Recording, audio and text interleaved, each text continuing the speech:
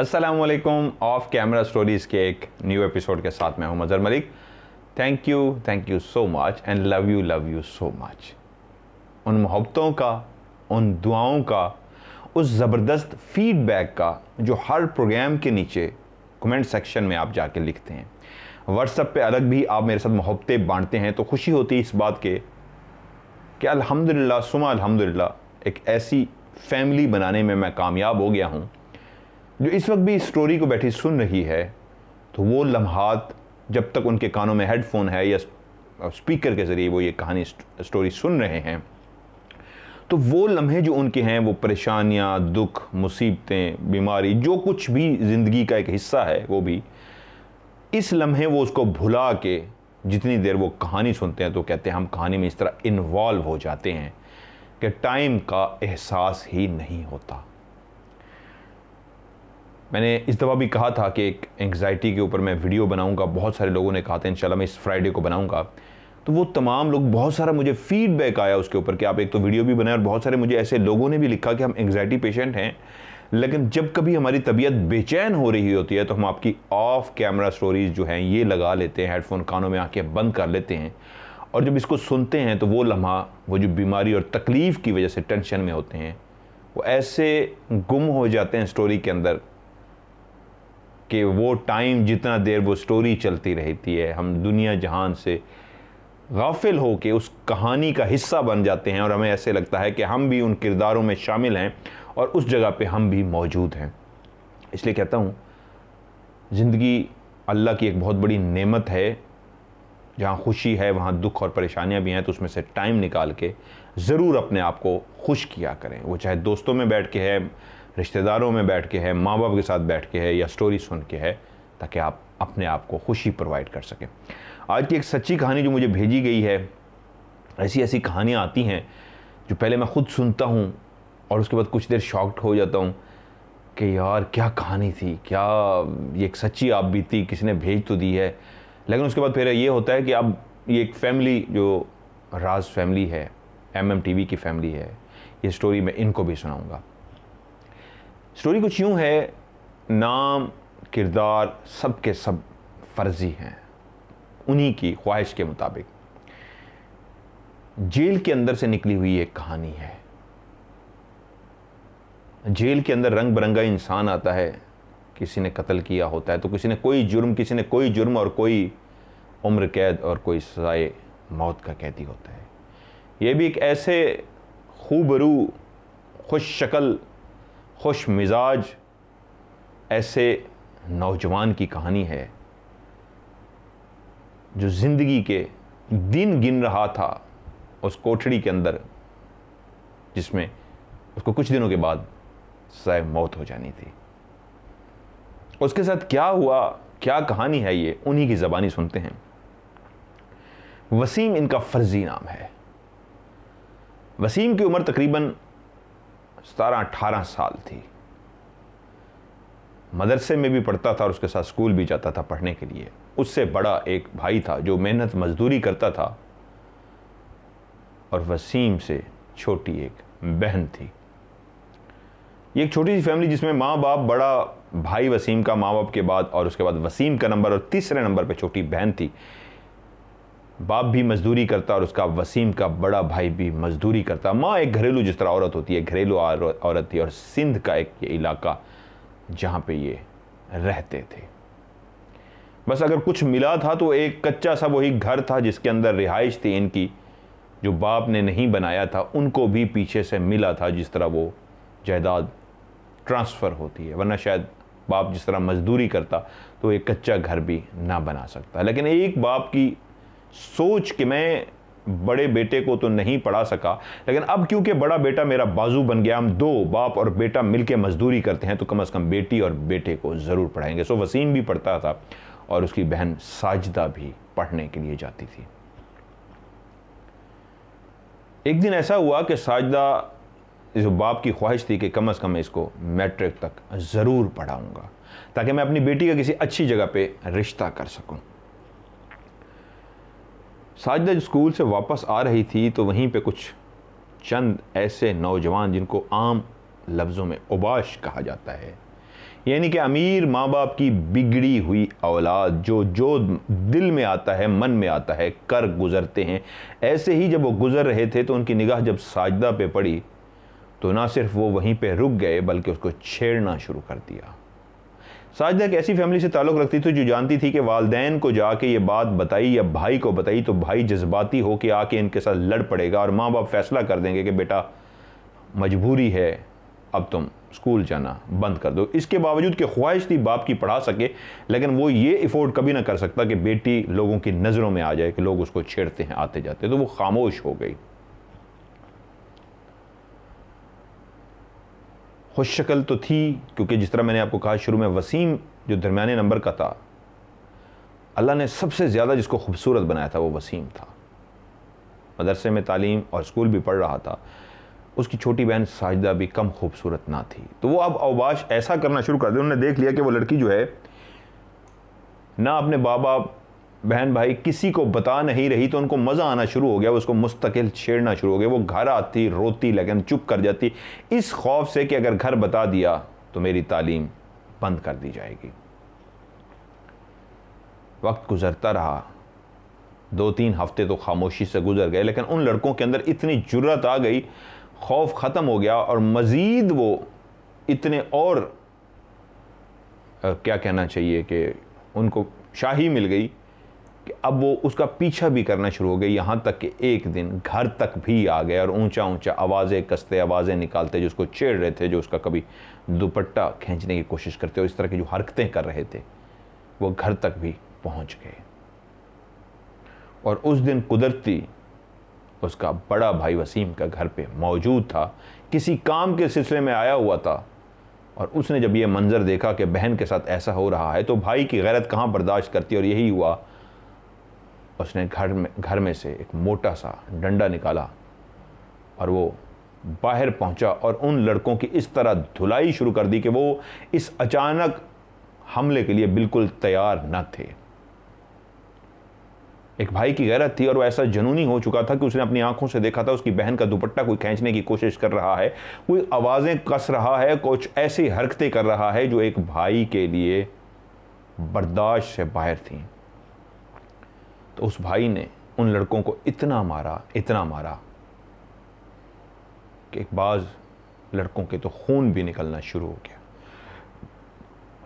वो इस बात से ना वाकिफ़ था कि ये जो लड़के हैं औबाश है, इनमें एक लड़का ऐसा भी है जो एक बिगड़ी हुई औलाद है, एक वडेरे की, जिसका पढ़ाई की तरफ कोई इंटरेस्ट नहीं है। शौक़ है तो इसी तरह जो मन में आता है कर गुजरता है और अपने इन लफंगे यारों को वही अफोर्ड करता है। खाना पीना, खिलाना पिलाना, घुमाना फिराना उसी के ज़िम्मे है, क्योंकि उसके पास बहुत पैसा था और उसी के कहने पे वो लड़के भी ऐसा करते थे। जब ये वाक़या हो गया, महल्ले वाले भी इकट्ठे हो गए और वो लड़के भाग तो गए, वहाँ से चले तो गए, लेकिन एक बात क्लियर हो गई कि जो कुछ भी हुआ है बहुत गलत हुआ है। माँ भी डर रही थी और बाप तक भी इत्तला पहुँची, वो भी घर भाग के आ गया। वो ये नहीं जानते थे जिसको मारा गया है वो एक ऐसी हस्ती का बेटा है जो इतना जल्दी एक्शन कर लेगी वो हस्ती कि या वो लड़के गए और उन्होंने अपने बाप को जाके, उस लड़के ने, वडेरे के बेटे ने बताया अपने बाप को कि मुझे इस तरह मारा है, और क्या अपने बाप को कहा, अल्लाह बेहतर जानता है कि उसके बाप ने उसी लम्हे इस तरह का कमांडो एक्शन करवाया कि फौरी तौर पे ना सिर्फ पुलिस पहुंची, उसमें सिर्फ वाहिद वसीम ही था जो अभी घर नहीं पहुंचा था। उसको छोड़ के उसकी माँ, उसका बाप, उसका बड़ा भाई, यहाँ तक कि उसकी बहन साजिदा को भी पुलिस उठाकर ले गई। वसीम जब अपने घर की तरफ लौट रहा था तो उसको रास्ते में किसी ने बताया कि वसीम तुम यहाँ से भाग जाओ, ये वाक़या हो चुका है और उनमें से जो एक लड़का था वो वडेरे का बेटा था, तुम्हारे माँ बाप को शायद वो मार डालेंगे, तुम जानते तो ही हो किस तरह के लोग हैं, यहाँ क्या इंसाफ है और किस तरह का इंसाफ है। अगर तुम अपनी ज़िंदगी बचाना चाहते हो तो घर जाने की बजाय भाग जाओ, तुम्हारे घर को कोई भी नहीं बचा। वो सारे उनको उठा के ले गए हैं और अल्लाह जानता है अब उनके साथ क्या होगा, क्योंकि तुम्हारे भाई ने जिसको मारा है वो वडेरे का बेटा है। उसके अंदर इतना खौफ आया, वो इस बात को तो समझ गया था कि यहाँ पे जिस जगह पे वो रहते हैं वहाँ पे वडेरा क्या बला है और वडेरे के बेटे को मारने का अंजाम क्या है। उसको नहीं पता था वो दौड़ता हुआ जा रहा था, किस तरफ जा रहा था। बस उसको ऐसा लग रहा था कि उसको भी उठा लेगा। उसको इस तरह लगता था जैसे कहीं से भी उनकी पुलिस की गाड़ी आएगी और उनको उठा लेगी। वो अपनी जान बचाता फिर रहा था, यहां तक कि वो अपने गांव से बहुत दूर निकल गया। एक बस में बैठा और वो ये नहीं जानता था किस तरफ उसका रुख है और वो किस तरफ जा रहा है। बस उसको जिसने कहा था रास्ते में रोक के, ये समझाया था कि वो तुम्हारे माँ बाप से पूछ लेंगे और कौन कौन है तुम्हारी फैमिली में। जब तुम्हारा नाम आएगा और बताएंगे हमारा एक बेटा भी है, तो उसके बाद तुम्हारी तलाश शुरू कर दी जाएगी। इसलिए बेहतर है इस गांव को ही छोड़ दो। वसीम ने गांव तो छोड़ दिया, बस में भी बैठ गया और कहाँ पहुंचा ये जगह उन्होंने कहा कोशिश कीजिए ना बताइएगा, तो मैं वो जगह नहीं बताता। एक और छोटे से शहर में पहुंचा। वो एक ऐसा सीधा साधा नौजवान था जिसको अल्लाह ताला ने खूबसूरत शक्ल तो दी थी, आमाल भी ऐसे ही खूबसूरत थे। वो किसी का दिल नहीं दुखाता था, लड़ता नहीं था, किसी के साथ बदतमीजी नहीं करता था, उसका कोई दोस्त भी नहीं था। घर से स्कूल, स्कूल से घर, मदरसा, मदरसे से घर, इसके अलावा उसकी कोई भी एक्टिविटी नहीं थी। एक ख्वाहिश थी, मैं पढ़ लिख के माँ बाप का हाथ बटाऊं, मैं पढ़ लिख के माँ बाप का सहारा बनूं। इसीलिए वो मेहनत कर रहा था। वो एक ज़हीन बच्चा भी था। उसके उस्ताद भी कहते थे तुम इसी तरह दिल लगा के पढ़ते रहे तो वाकई तुम एक दिन बहुत बड़े अफसर बनोगे या जो भी तुम्हारी ख्वाहिश है वो पूरी कर सकोगे। लेकिन आज वो रोते हुए यही बात सोच रहा था, अफसर, पढ़ना लिखना, ये बातें तो बहुत दूर चली गई, मेरे माँ बाप का क्या बनेगा। क्योंकि उसको इतना पता था मेरे माँ बाप अब इस घर वापस नहीं आएंगे, क्योंकि उसको बताया था कि तुम्हारे भाई ने इतना मारा है कि शायद वडेरे का बेटा भी लहूलुहान हो गया है। जिस शहर में वो पहुंचा था वहां पे उसका कोई भी जानने वाला नहीं था। वो कहता है जहाँ पे गाड़ी ने जाके आखिरी स्टॉप किया, स्टूडेंट बन के मैं गया था, मेरी जेब में कुछ नहीं गया, मैं उतर तो गया तो लेकिन मेरे पास सोने के लिए कोई भी जगह नहीं थी। और ज़िंदगी का पहला ऐसा मौका था कि मैं अपने घर को छोड़ के इस तरह आ गया था। मैंने कुछ भी नहीं खाया हुआ था, यहाँ तक कि सिर्फ पानी वहाँ पे जो मुयस्सर आया मैंने पानी पिया। अब रात हो चली थी, मुझे कुछ नहीं पता था मेरे माँ बाप के साथ क्या बना है। सिर्फ ये एहसास था नींद तो कांटों पे भी आ जाती है, मैं कहाँ पे सोऊंगा। मेरी यहाँ पे तो कोई चारपाई नहीं है, कोई जानने वाला नहीं है, ना ही मेरे माँ बाप हैं। कहता है वो रात उसी गाड़ियों का जो अड्डा था, एक जगह पे खाली बेंच पड़ी थी, उस बेंच पे सो के मैंने गुजारी। यहाँ तक कि जब सुबह हुई तो किसी ने ठुड्डा मार के मुझे उठाया कि उठो, ये जगह खाली कर दो। अब मेरे पास ना ही पैसे थे, ना ही नाश्ता करने के लिए कुछ इंतज़ाम था। तो बस ऊपर की तरफ देखता था कि जैसे वो अल्लाह है और मैं नीचे उसका इंसान, उसका बशर, तो वही कोई बंदोबस्त कर देगा। तो मैं परेशान बैठा था। तो वहीं पे शायद किसी को मुझ पर तरस आया और किसी ने पूछा, लगता है तुम परदेसी हो, ये कहाँ से आए हो? तो मैं देख रहा हूं ना तुम कहीं जा रहे हो, बल्कि एक जगह पे बैठे हुए हो, गुमसुम हो, परेशानी में हो, गहरी सोच में हो, कुछ बताओ शायद मैं तुम्हारी मदद कर सकूं। उसने अपने खौफ के बारे में सिर्फ इतना बता सका, क्योंकि जिसने उसको कहा था यहां से भाग जाओ और कहा था किसी को बताना मत, किसी को भी मत बताना कि तुम क्यों भागे हो, वरना शायद तुम्हें वही पकड़वा दे। उसके अंदर इतना खौफ था तो उसने खौफ में इतना कहा कि मेरे माँ बाप नहीं हैं, मेरा कोई भी नहीं है, मैं अकेला हूं, मेरे पास खाने को भी पैसे नहीं है, मेरे माँ बाप मर चुके हैं और मैं गांव छोड़ आया हूं। उसने कहा होटल पे वेटर का काम करोगे? छोटे जो होटल होते हैं जिसमें चाय के कप उठा के दे के आने होते हैं। उसने कहा हाँ मैं करूंगा। तो उस शख्स ने तरस खा के उसको होटल पे रखवा दिया। अब उसी होटल पे सारा दिन सुबह उठता 7 बजे और रात को 2 बजे तक लोगों को चाय पिलाता, लोगों की फरमाइश खाने पीने के हवाले से जो भी होती वो एक वेटर का काम करता, पूरा करता। कोई 10-20 रुपए थोड़ी सी रकम उसको टिप दे देता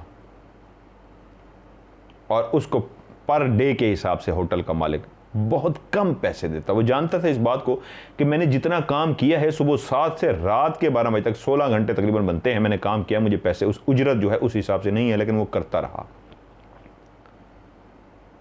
लेकिन उसके दिल में खौफ था कि मैं पता ना लग जाए किसी को मैं यहाँ पे हूँ, लेकिन उसके दिल में ये भी था मेरे माँ बाप का क्या बना, मुझे वो भी पता लगे। एक दिन वहीं होटल पे बैठे हुए, तकरीबन उसको 3 से 4 महीने हो गए थे, होटल पे बैठे हुए कुछ लोग बातें कर रहे थे और उसने जब उनकी बातों के दरमियान अपने गांव का नाम सुना तो उसके कान खड़े हो गए और वो बहाने बहाने से उनके करीब गुजरने लगा कि ये क्या बातें कर रहे हैं। और उसने जो वो सुना तो उसको पता लगा कि वो जिनको उठा के ले गए थे, जिनका वो जिक्र कर रहा था कि वो पुलिस वाले उनको ले गए थे, तो वो कोई और नहीं उनके माँ बाप, उसके माँ बाप, उसका भाई और उसकी बहन थी जिसके बारे में बात कर रहे थे। और वो बता रहे थे कि उनको इतना मारा है, इतना मारा है और उनके ऊपर ऐसे पर्चे काट दिए गए हैं कि अब वो सारी ज़िंदगी वो फैमिली बाहर नहीं आ सकती। और कहा यह जा रहा है कि वडेरा इतना गुस्से में है कि उसके बेटे के साथ इस तरह हुआ है कि शायद वो अंदर ही अंदर उनको मरवा देंगे और इसी तरह का केस बनाएंगे जैसे उन्होंने अपने आप को खुदकुशी करके मार दिया है। वहीं पे एक और बात जो उसके कान में आई, जो उसने सुनी, वो ये थी कि उनको ये भी पता लगा है उनका एक वसीम नाम का और भी भाई था जो भागा हुआ है।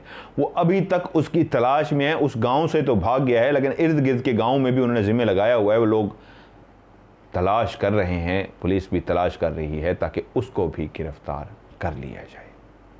ये जैसे सुनना था वसीम का तो उसके जो पहले ही अपनी माँ बाप की कहानी सुन के दुखी हो गया था और समझ गया था, जिस तरह उसके दिल में खौफ था ऐसा ही हुआ था कि अब वो वापस सारी ज़िंदगी नहीं आ सकेंगे, अंदर ही अंदर उनको मार दिया जाएगा और नाम यही दिया जाएगा कि उन्होंने खुद अपनी ज़िंदगी का खात्मा किया। तो अब उसकी भी तलाश जारी थी। रात के 2 बजे तक वो थक जाता था, बहुत ज़्यादा काम करता था, कभी उफ तक नहीं करता था। मालिक एक बात पे हैरान था कि कैसा लड़का है, कभी भी काम चोरी नहीं करता। उससे पहले जितने लड़के मुलाजिम होते थे काम चोरी करते थे, लेकिन ये काम चोरी नहीं करता था, ईमानदारी के साथ काम करता था। रात को 2 बजे जब वो थक के चूर हो जाता तो गहरी नींद वहीं पे होटल पे ही सो जाता चारपाई पे और सुबह उठ के फिर काम शुरू कर देता। लेकिन आज की रात इतनी भारी थी कि उसको नींद ना आ सकी। पैसे वो जितने जमा कर चुका था इन 3-4 महीनों के, उसने अपने पैसे उठाए और सुबह तक वो फैसला कर चुका था कि मैंने यहाँ से गाड़ी निकालनी है, गाड़ी पकड़नी है और ये शहर भी छोड़ देना है, क्योंकि उसको लग गया था कि अब वो उस तक भी पहुँच जाएंगे। वो रात सारी रोता भी रहा। उसको माँ, अपना बाप, अपनी छोटी बहन और अपना बड़ा भाई बेइंतहा याद आई, क्योंकि उसके कानों ने यह सुना था कि कुछ अरसे बाद उनको मार दिया जाएगा।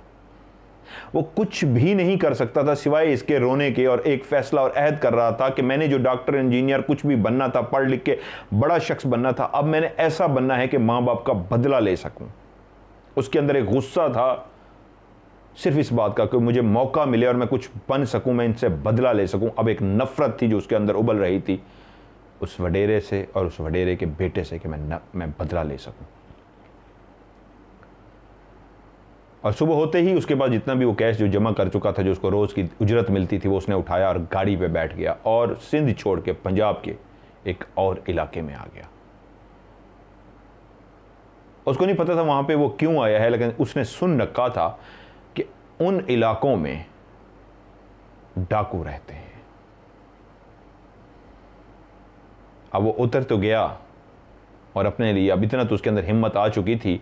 3-4 महीने जो उसने वहाँ पे वेटर की जॉब की थी, इतना तो थोड़ी बहुत उसके अंदर समझ आ गई थी कि इतना बात कर सकता था कि उस शहर में उतरते ही उसने कोशिश की वहाँ पे भी कोई होटल के ऊपर, छप्पड़ होटल कहा जाता है पाकिस्तान में इस तरह के, छप्पड़ होटल पे नौकरी कर सके। जब वहाँ पे गया तो छप्पड़ होटल पे जब उसने बात की तो वो शख्स उसको पहचान गया था कि इसको जॉब चाहिए और ये मजबूर है। तो उसने जो उजरत कही बहुत कम थी, पहले वाले होटल से भी कम थी, क्योंकि पहले वाले होटल ने उसकी ईमानदारी को देखते हुए उसकी उजरत बढ़ा भी दी थी, लेकिन ये उससे भी कम दे रहा था। तो उसने हामी भर ली, क्योंकि वो चाहता था यहीं रह के वो देखता रहे कि किसी ऐसे शख्स से उसकी मुलाकात हो सके जिससे वो फरमाइश कर सके कि मुझे भी आपके ग्रोह में शामिल होना है, मुझे भी डाकू बनना है। कुछ टाइम उसने वहाँ पे गुजारा और बातें सुनता रहा, लोगों से पूछता रहा। अब आहिस्ता आहिस्ता उसके अंदर हिम्मत आ रही थी। ज़िंदगी की तलखियाँ तो वो झील रहा था, लेकिन लोगों की ऐसी घटिया निगाहें भी देखता था जिससे वो शर्मा सा जाता था कि ये कैसे भेड़िए लोग हैं, किस अंदाज में मुझे देखते हैं। यहाँ तक कि बातें पूछते, बातें सुनते सुनते उसको पता लग गया कि कहाँ पे उनका बसेरा होता है और कहाँ पे ये रहते हैं। तो उसने फैसला कर लिया कि अब मैं उनकी तरफ खुद चल के जाऊंगा। उसके अंदर गुस्सा, नफरत उस वडेरे और उसके बेटे के लिए इतना आ चुकी थी कि उसको जब सारे अते पते हो गए तो वो उस होटल को भी छोड़ के अपनी उजरत वगैरह लेके रवाना हुआ उन रस्तों पे, उन जगहों पे जिनको मैं सीक्रेट रखूंगा, उन्होंने मुझे बताई लेकिन मैं नहीं बताऊंगा। वो रवाना हुआ और पहुंचते पहुंचते जब उस जंगल जैसे एक वीरान सी जगह पे, जो आगे पहाड़ भी शुरू होते थे, शुरू में एक जंगल सा था, जब वहां पे पहुंचा तो रात हो चुकी थी। वो बहुत खौफजदा सा था, बहुत डरा हुआ था, लेकिन एक हिम्मत उसके अंदर थी। वो गुस्सा और वो नफरत उसको हिम्मत बढ़ा रही थी कि तुमने हिम्मत हारी तो बदला कौन लेगा। उसके वो ख्वाब, उसकी वो ख्वाहिशें, वो बहन की अच्छी तरह शादी करना, भाई का सहारा बनना, माँ बाप के लिए ये कुछ करना, वो सारे ख्वाब टूट चुके थे। जब जंगल में पहुंच चुका था और रात हो गई तो वो एक ऐसी भयानक रात थी, ऐसी खौफनाक रात थी जो उसने वहीं पे गुजारनी थी। वो नहीं जानता था वो कहाँ पे बैठे, कहाँ पे लेटे, नीचे कोई भी जानवर हो सकता है, सांप बिच्छू कुछ भी हो सकता है, मैं क्या करूं। एक ऐसा नौजवान जो शक्ल सूरत का खूबसूरत तो था लेकिन लोगों की निगाहों को भी पहचान जाता था, लेकिन अपने आप को बचाता रहा। आज वो जंगल में इस वजह से खौफजदा था कि मैं जानवरों से अपने आप को कैसे बचाऊं। तो वो रात सारी उसने जाग के इस तरह गुजारी कि कहता है एक दरख्त के साथ टेक लगा के मैं बैठा रहा और इर्द गिर्द देखता था। कभी झोंका आ भी जाता था तो खौफ से आंख खुल जाती थी कि कोई जानवर मेरे पास ना आ जाए। मैंने जानवरों की आवाज़ें भी सुनी जो मेरे करीब नहीं थी, दूर दूर थी, तो जो मुझे और डरने पे मजबूर कर देती। मेरे पास कोई ऑप्शन ही नहीं, जैसा वापस भी नहीं जा सकता था और आगे का भी नहीं पता था किस तरफ जाना है। रात का अंधेरा था और जब वो जानवरों की आवाज़ उसके कानों में आती तो वो और सहम सा जाता। यहाँ तक कि जब काली चादर जो रात ने ओढ़ी हुई थी वो ख़त्म होने लगी और सूरज सर उठाने लगा तो अपनी रोशनी की किरणें भी साथ साथ, जिंदगी की किरणें, रोशनी की किरणें ज़मीन पे बखेरने लगा। और सूरज ने जब अपनी किरणें ज़मीन पे बखेरी तो उजाला होने लगा और वो लड़का भी अपनी जगह से खड़ा हो गया कि अब इस उजाले में मैं इस जंगल को अबूर करके आगे की तरफ जा सकूंगा।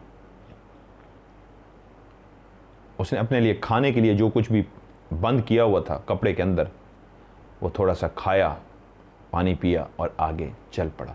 यहाँ तक कि चलते चलते उसको 2-3 घंटे हुए थे तो वहीं पे मुख्तलिफ बंदूकें उसके सर के इर्द गिर्द इस तरह नालियाँ ही नालियाँ थी बंदूकों की, जिसने उसको घेर लिया और चारों तरफ से वो खड़े थे। उन्होंने मुंह पे नकाब पहने हुए थे, पगड़ी जिस तरह बांधी जाती है उसी अंदाज में उन्होंने कपड़े बांधे हुए थे और नाक तक वो मुंह को छुपाया हुआ था और आंखें सिर्फ उनकी नज़र आ रही थी और सारे जिनकी शक्लें ढकी हुई थीं कपड़ों से अंदाज़ा ज़रूर होता था काफ़ी दिनों से नहाए नहीं हैं, काफ़ी दिनों से इनके कपड़े भी मैले हैं, धो नहीं सके। और वो गने उसको इस तरह रोक के खड़ी थी और उससे पूछ रही थी कौन हो तुम।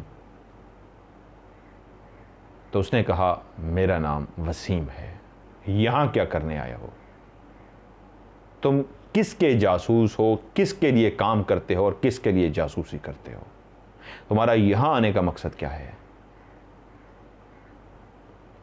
वसीम ने कहा मैं किसी का जासूस नहीं हूँ, मैं हालात का मारा हूँ। और उसने अपनी कहानी सुनाने की कोशिश की तो उन्होंने कहा हमें ये सब कहानी ड्रामा लग रही है, इसको बांध दो। उन्होंने फौरी तौर पे उसको बांध दिया और उसको अपने साथ अपने डेरे पे ले गए। अब वसीम की आंखें भी बंद थीं, हाथ भी बंधे हुए थे, पाँव भी बंधे हुए थे। वो इस अंदाज में था कि सिर्फ उसका मुंह खुला था जिससे वो सांस ले पा रहा था। आंखों के ऊपर एक पट्टी बांध दी गई थी, कपड़ा बांध दिया गया था। उसको उठा के वो उस जगह पे लेके गए जो उनका डेरा था, जहाँ पे उनकी रिहाइश थी। वो पहाड़ों के बीच में एक जगह थी, कच्चा सा एक पहाड़ों के पत्थरों के साथ पत्थर जोड़ के एक कमरा टाइप बनाया गया था और उसके साथ एक छोटा सा कच्चा भी कमरा बनाया गया था। वहीं पे जाके उसको ज़मीन पे फेंक दिया गया।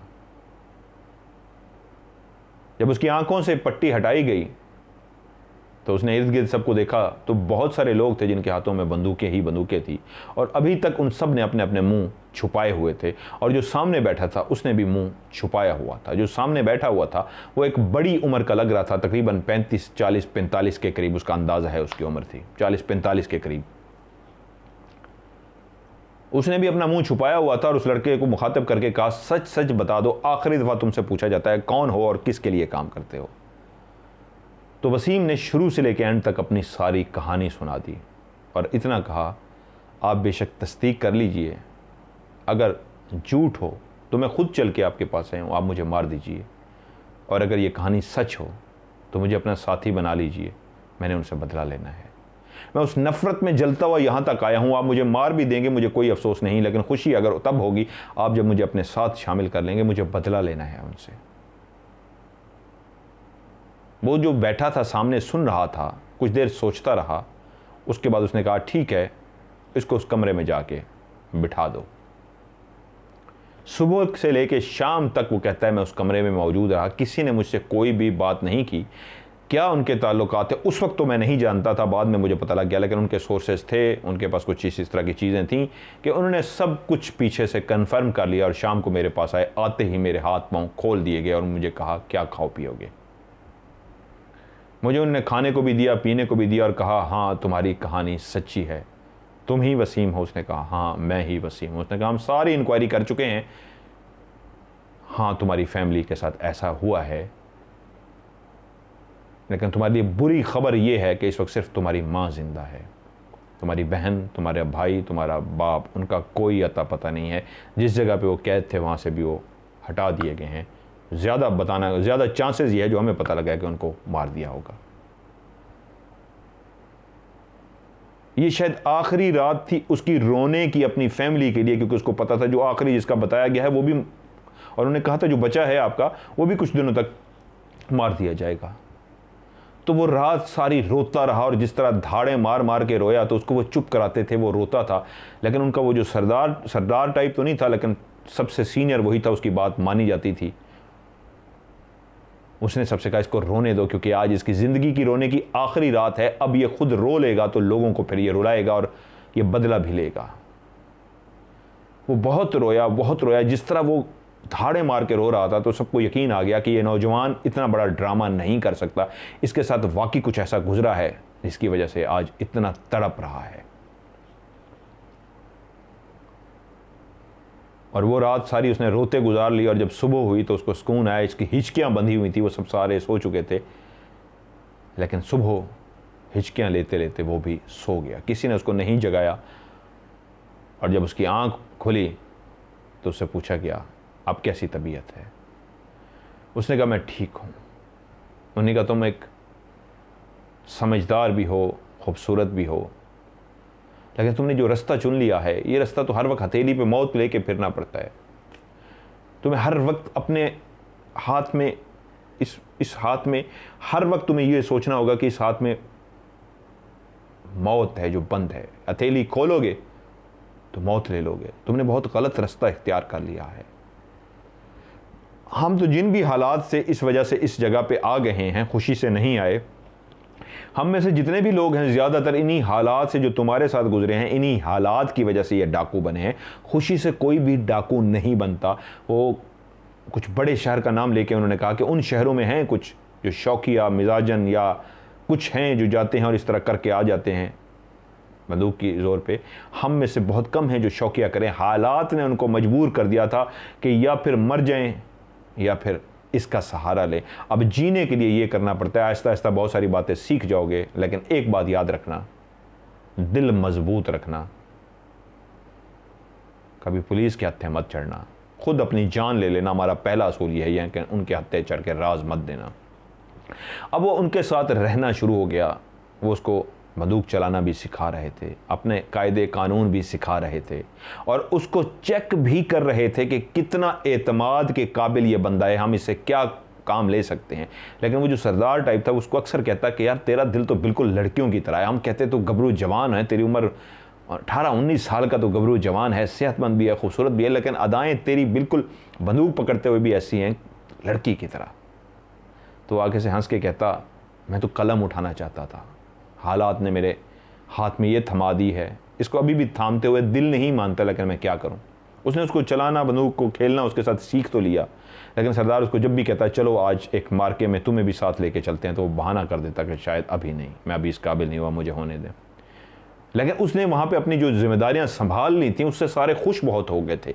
वो उनके लिए खाने पीने का इंतजाम करता, क्योंकि वो होटल पे रहा था और इस तरह का चाय का काम करता था, तो वहीं पे वो साथ जो तंदूर था वहाँ पे वो खड़े होकर रोटियां सीखता भी था। कभी कभी जब उसको मौका मिलता और जब सालन वगैरह पक रहे होते तो क्या अब उसने सीखना शुरू कर दिया, तो उसको थोड़ा बहुत आ गया था।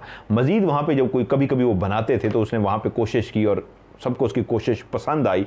एक नया साथी जो उनके बीच में शामिल हुआ था, उसने खाना बनाना इस तरह शुरू किया। सब ने कहा यार तू बना दिया कर, उसने कहा मैं कोशिश करूँगा। फिर उसने अपनी जिम्मेदारियों में शामिल कर दिया। अब वो उनके लिए खाना पकाने का एहतमाम करता। खातून तो कोई उनके बीच में थी नहीं, सारे मर्द थे, तो उनके लिए जब खाना बनाता, रोटी बनाता तो वो खुश हो जाते। और सरदार जब किसी मुहिम पे चलने के लिए कहता तो वो जब बहाना करता तो सरदार भी खुश हो गया था, ठीक है यार तू, वो कहता फिर रोटी कौन पकाएगा, ये कौन करेगा, ये कौन करेगा। और वैसे भी कुछ साथी कहते सरदार इसको रोने दो, इसको कुछ हो गया, मसले में मर गया या इसको गोली शोली लग गई तो फिर रोटी वाला भी कोई नहीं पीछे बचेगा। और वो फिर रोटियां ही बनाता। पानी के लिए वो जिस पहाड़ के ऊपर थे उसके कुछ ही फासले पे एक चश्मा था। वहाँ पे जो ड्यूटी लगी हुई थी, कभी कोई जाता उस चश्मे से पानी भर के भी आता था। वहाँ पे वो पानी भर के, एक लकड़ी होती थी, उसकी लकड़ी के साथ दोनों साइडों पे जंजीर बांध दी जाती है और जंजीर के नीचे जिस तरह घी के कनस्तर होते हैं बड़े बड़े, इसी तरह प्लास्टिक के बड़े बड़े होते। और कोई भी जाता वहाँ से पानी भरता। और सवारी तो जा नहीं सकती थी, पैदल पहाड़ पे चलना पड़ता था। तो वो कहते पानी भरता और वो रॉड, वो जो डंडा होता कंधे पे रख के वेट उठा के आता और यहाँ पे आके रख देता। वो पानी पीने के लिए इस्तेमाल होता। तो वसीम की ड्यूटी में ये भी उसने खुद से शामिल कर लिया था, जहाँ पे वो रोटी पकाता, खाना बनाता उनके लिए, वहीं पे जाता। शाम को 4-5 बजे मौसम के हिसाब से वो कहता मैं वहाँ से पानी भी भर के लाता। आज भी, बल्कि अरसलान हाशिर ने एक रिपोर्ट भी बनाई है, आज भी एक हाजीपुर का, शायद मैं अरसलान को कहूँगा लिंक दे देगा अगर वो आप देखना चाहते हैं ना, जो मैंने आपको कहा है कि लकड़ी का एक डंडा सा बना होता है और उसके दोनों साइडों पे प्लास्टिक का बड़ा सा एक बर्तन बांधा होता है जिसमें पानी भर के लाते हैं, लोग वो पानी पीते हैं।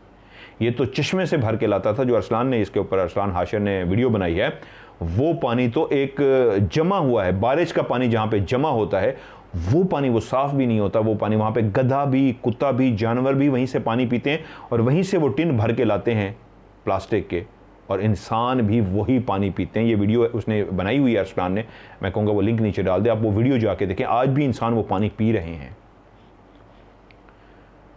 तो उसने वो भी अपनी ड्यूटी में शामिल कर लिया। तो वहाँ पे जाता, पानी भरता और वापस आ जाता। और एक दिन ऐसे ही जब पानी भरने के लिए उसने वो बर्तन उठाया, डंडा अपने कंधे पे रखा, दोनों तरफ से खाली बर्तन लटक रहे थे, वो चलता हुआ उस रास्ते की तरफ चल पड़ा जहाँ पे उसने आबशार से पानी भरना था।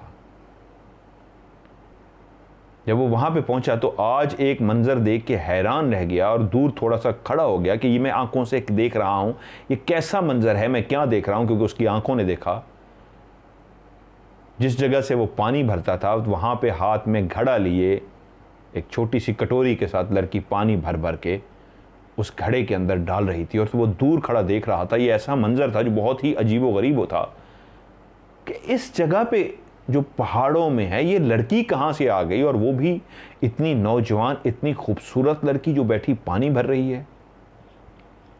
वो दूर खड़ा उसको देखता रहा और जब वो पानी भर चुकी तो पानी भर के उसने अपना घड़ा उठाया और अपने सर पे रखा और चली गई।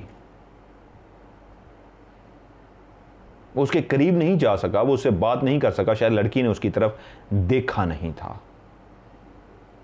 वो गया, उसने पानी भरा और जब पानी भर के वो वापस आ रहा था तो आज ख्यालों में गुम था। जिस चेहरे को उसने देखा था वो बहुत ही हसीनो जमील चेहरा था। उसके कपड़े पुराने थे, उसके कपड़े लगते थे कि किसी गुर्बत के घर के कपड़े हैं। उसके पाँव में भी जो जूती उसको दूर से नजर आई थी जाते हुए वो टूटी हुई ही नजर आई थी, लेकिन वो इतनी हसीनो जमील थी, ऐसा लगता था जैसे उसके जिस्म से, उसके हाथों से इतने वाइट थे, नूर निकल रहा हो, रोशनी सी निकल रही हो सफ़ेद कलर की।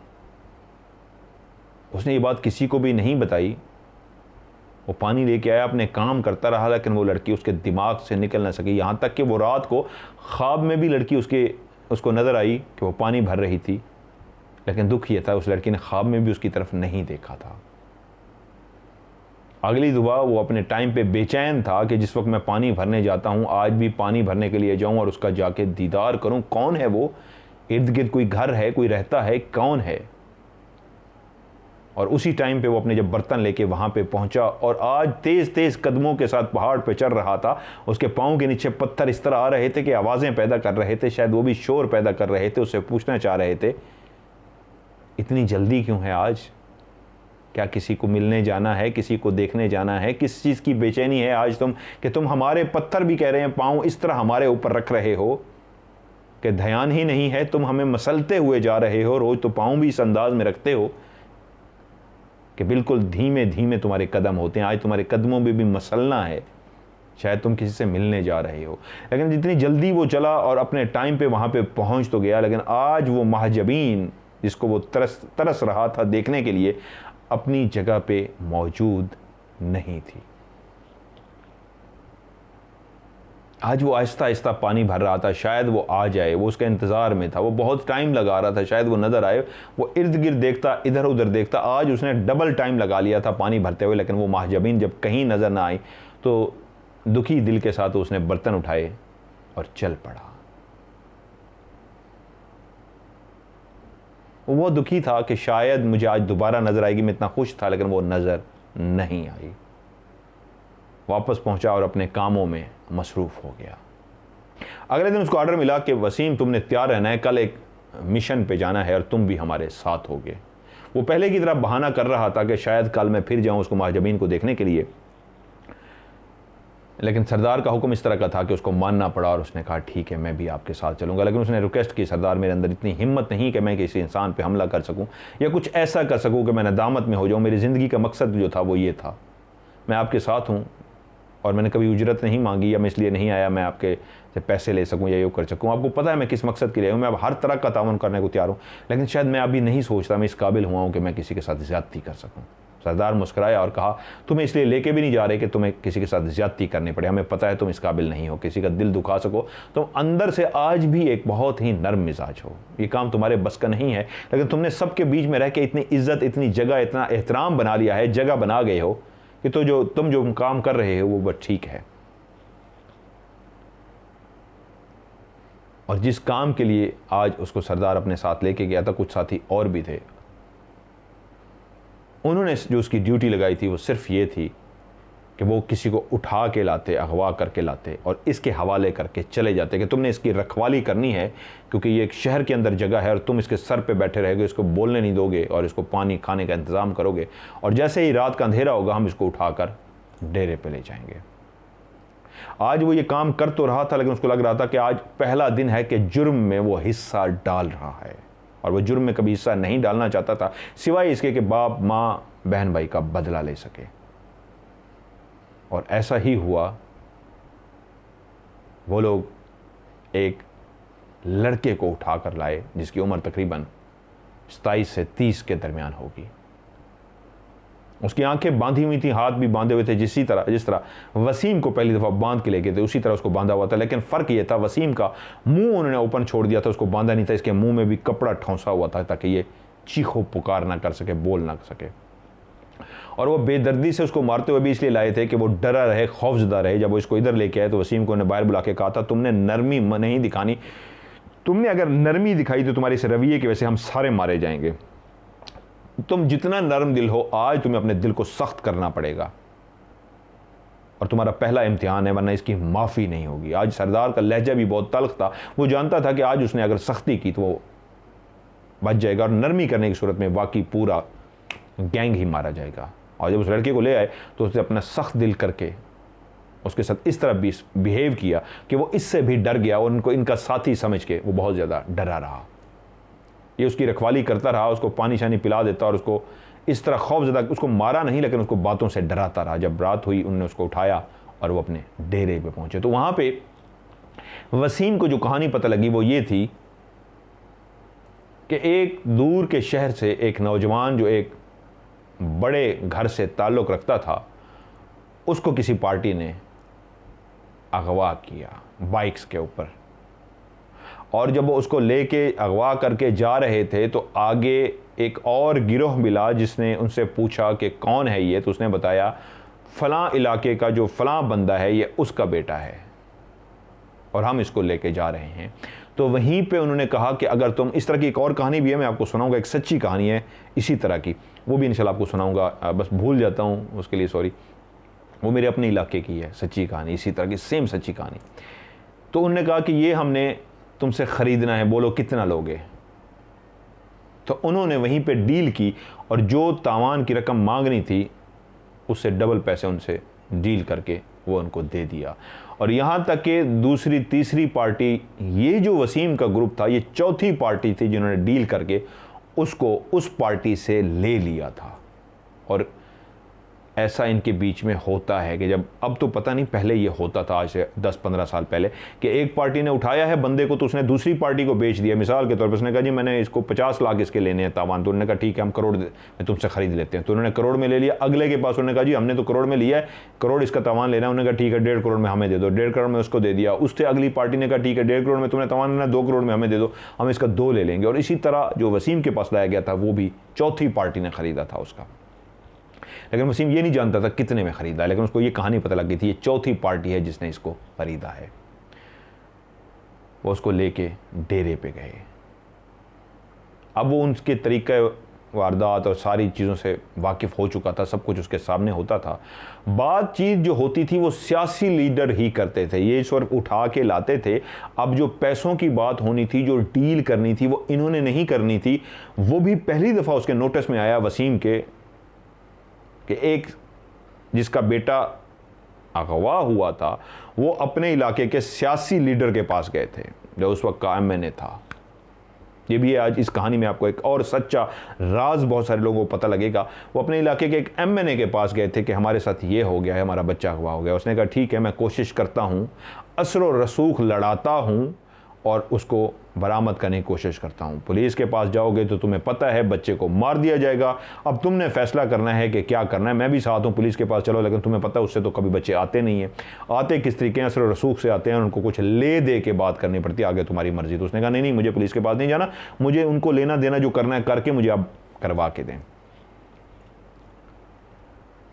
और उस सियासी लीडर ने एक और सियासी लीडर से रब्ता किया। वो सियासी लीडर जिससे उसने रब्ता किया उसका ताल्लुक इस ग्रुप से था जिसमें वसीम भी शामिल था। यानी कि ये भी कोई एक एमएनए था और वो अपने इलाके का एमएनए था। उस एमएनए ने इस एमएनए से या एमपीए जो भी था उससे रब्ता किया और उसको कहा ऐसे ऐसे बंदा है, पता करो। और उसको तो उसने कहा मैं पता करा के तुम्हें बताता हूँ। और उसने पता था उसको, तो पहले से नोटिस में था। उसने वसीम के सरदार से पूछा कॉल आ गई है। उसने कहा जी डील करें। तो उसने अपना कमीशन बीच में रख के एमपीए ने आगे उनको बताया कि जी मुश्किलों से ट्रेस हुआ है और वो इतने मांग रहे हैं। मिसाल के तौर पे अगर वो करोड़ मांग रहे हैं तो उस एमएनए ने कहा जी वो 1.5 करोड़ मांग रहे हैं।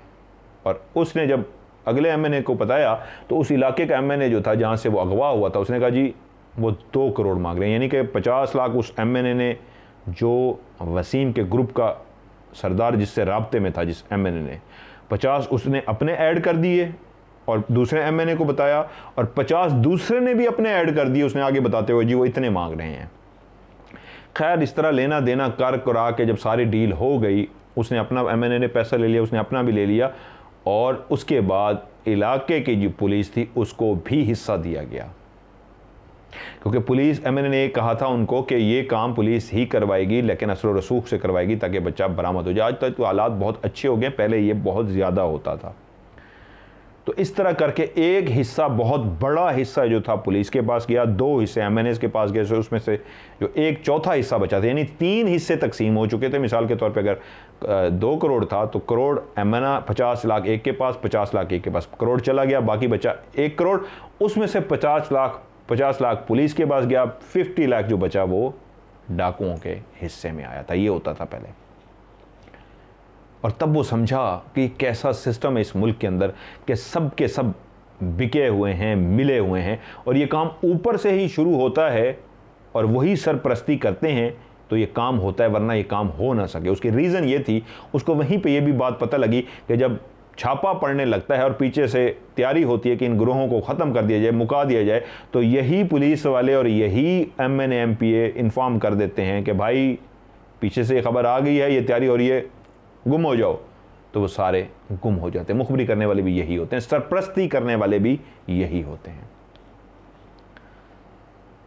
और वो कहता है ये पहली एक ऐसी वारदात थी जिसमें मैंने उनका साथ दिया, लेकिन सरदार उस दिन ये नोट कर गया कि तुमने अपना काम खुश असलूबी से कर तो दिया है, लेकिन आज अंदाज़ा हुआ है तुम इस काम के लिए नहीं बने, लेकिन मजबूरी थी तुम्हें लेके जाना, ठीक है तुम इस तरह साथ रहो। 1-2 दिन के बाद जब उसको नॉर्मल हुआ, हालात बेहतर हुए, वो लड़का चला गया, क्योंकि उस लड़के की तरफ मुतवज्जो रहा, उसकी ड्यूटी लगाई गई थी बहुत सारी इस तरह की, जब खाना पकाने के अलावा भी। जब उसका लड़का वो जब जो लाए थे उससे कोई बोलता नहीं था, उसके सामने सब नकाब करके जाते थे, यहाँ तक कि जो वसीम था उसने भी उसी तरह अपना नकाब किया हुआ था, वो मुंह खोल के उसके सामने नहीं जाता था। जब वो चला गया तो उसको याद आया कि कोई पानी भरने आती थी, और वो भागा उसी शाम को। जब वो वहाँ गया तो आज वो पानी पहले से बैठी भर रही थी, और उसका दिल ज़ोर ज़ोर से धड़कना शुरू हो गया। खुशी से वो पागल हो गया कि मैं तो इस सारे मामले में भूल ही गया था कि कोई है भी सही। और आज जब वो खड़ा रहा इस इंतज़ार में, मैं उसको देखता रहूं जब वो चली जाएगी और मैं उसके करीब जाऊंगा, तो वहीं पे पानी भरने के बाद उसने अपना मुंह उठाया, वसीम की तरफ देखा और इस अंदाज में देखा जैसे वो कह रही है आ जाओ। तो उसने इसको इस तरह हाथ से इशारा किया, इधर आओ। तो वसीम ने इधर उधर देखा, उसको पता था उसके अलावा है तो कोई नहीं, लेकिन उसके अंदर एक शर्माहट भी थी, एक शर्मीला सा लड़की था। उसने कहा मैं, इस तरह इशारा किया कि मैं, उसने कहा हाँ। तो वो चलता उसके पास गया, उसने कहा भर लें, तुम भी भर लो। तो वो भी पानी भरना शुरू हो गया। उसने कहा कौन हो तुम? उसने कहा मैं साथ वाला जो गाँव है, साथ एक मेरा छोटा सा घर है, वहाँ मैं रहती हूँ और पानी भरने के लिए आती हूँ। तो वसीम ने कहा तुम्हारी मैं पाऊँ ये उठाने में मदद करूँ? मैंने कहा नहीं नहीं मैं चली जाऊँगी।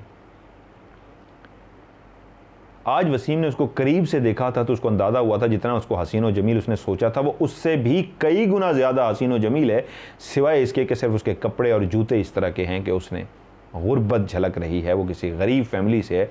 वरना जिस तरह हीरा होता है वो हीरा थी, हीरा बग़ैर मेकअप के। वो इतनी खूबसूरत थी, इतनी हसीन और जमील थी कि वो हैरान हो गया उसको देख के। आज उनके बीच में कोई ज़्यादा बात नहीं हुई सिवाय इसके कि जब उसने उसको बुलाया तो उसने कहा भर लो।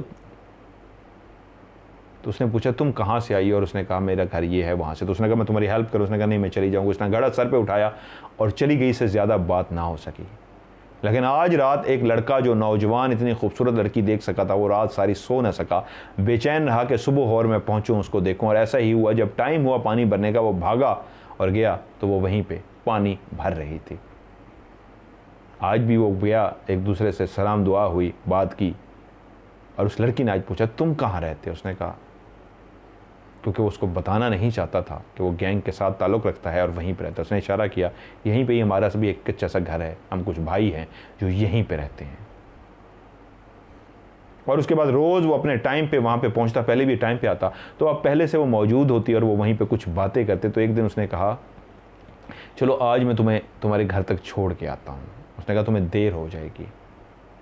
उसने कहा कोई बात नहीं, मैं तुम्हें छोड़ के आता हूँ।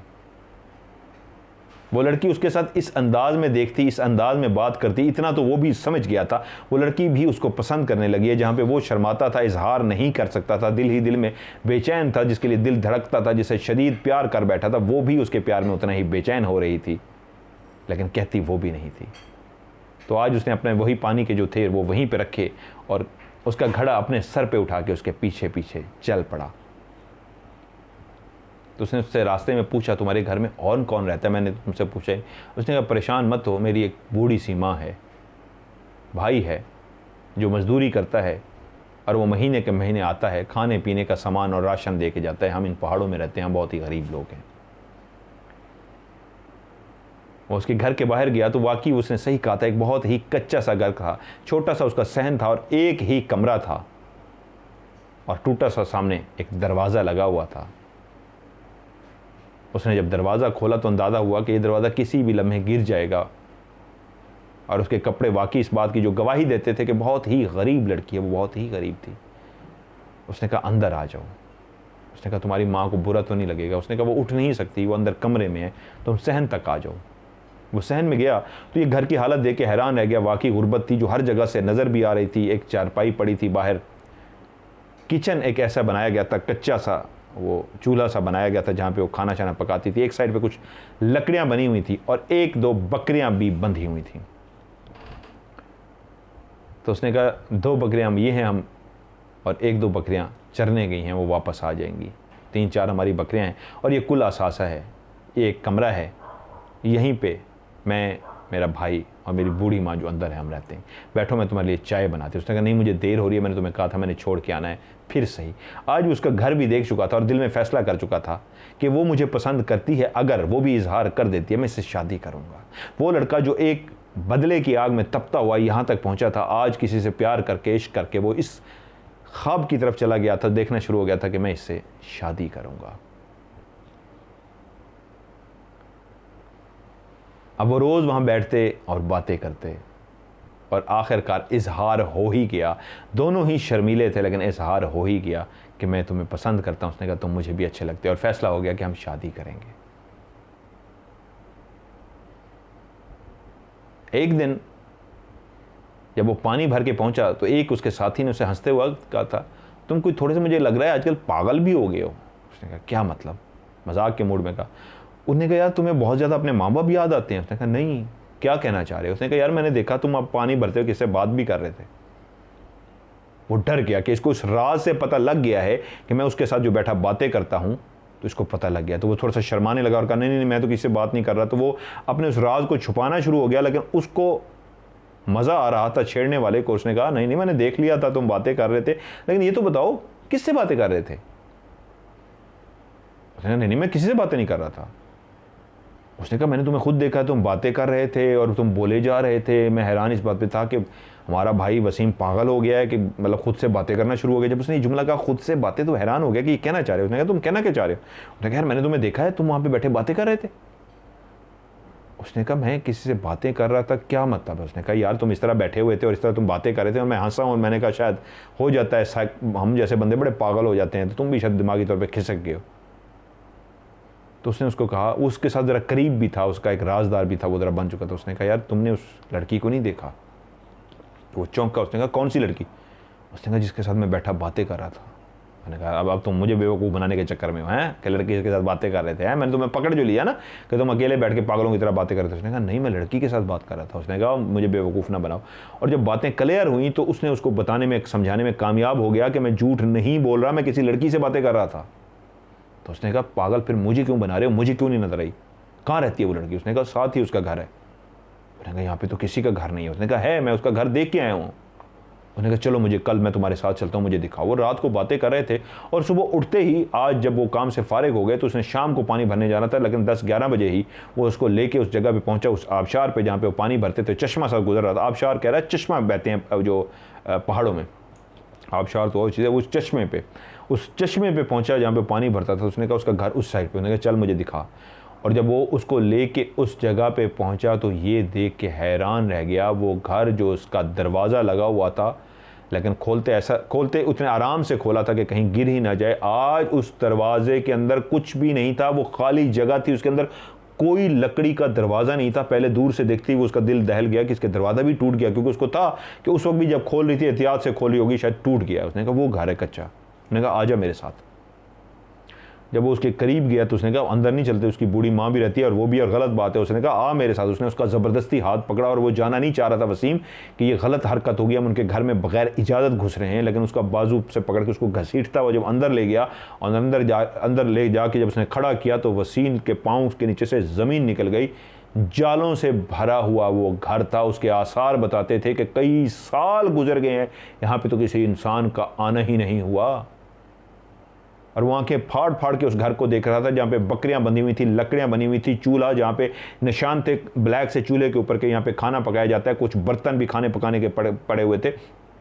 और आबाद घर लगता था। गुर्बत ज़रूर झलक रही थी लेकिन आबाद घर था। तो उस घर को देख के उन जालों से अंदाज़ा होता था कई सालों से इस घर में कोई नहीं आया। यहाँ तक कि उसने कहा कहाँ है उसकी माँ, कहाँ है वो। उसने कहा मैंने खांसने की आवाज़ सुनी थी सामने कमरे से जो बना हुआ है सहन के सामने। मैंने आ उस कमरे में। और जब उस कमरे में भी घुसे तो हैरान रह गया वो ये देख के कि उसका कमरा वो भी जालों से इतना भरा हुआ था, उसका दरवाज़ा भी, और उस दरवाजे के आगे भी जिस तरह जाले लगे हुए थे, वो नज़र आता था कि अगर कोई साल पहले या 6 महीने पहले भी गुजरा होता तो इतने गहरे जाले ना बने होते। तो वो डर गया।